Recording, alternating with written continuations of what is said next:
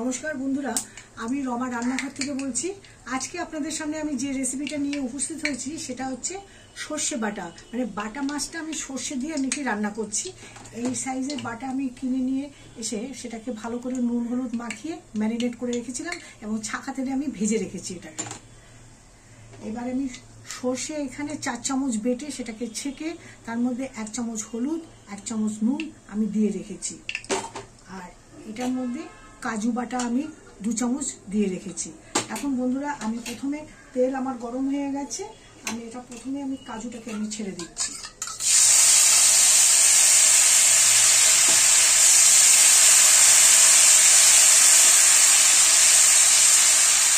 এরপরে আমি ওই সর্ষে বাটা দিয়ে দিচ্ছি।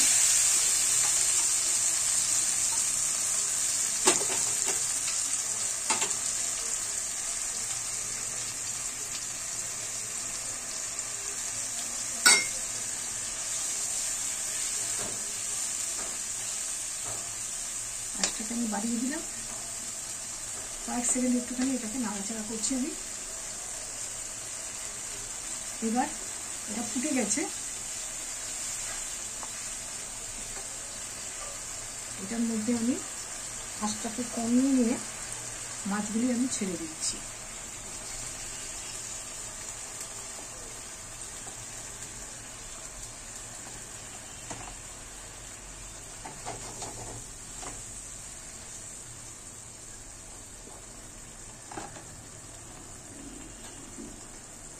ফুটে গেছে, এবার আমি গ্যাসটাকে বন্ধ করে দিয়ে এর উপরে আমি একটু কাঁচা সর্ষের তেল ছড়িয়ে দেবো।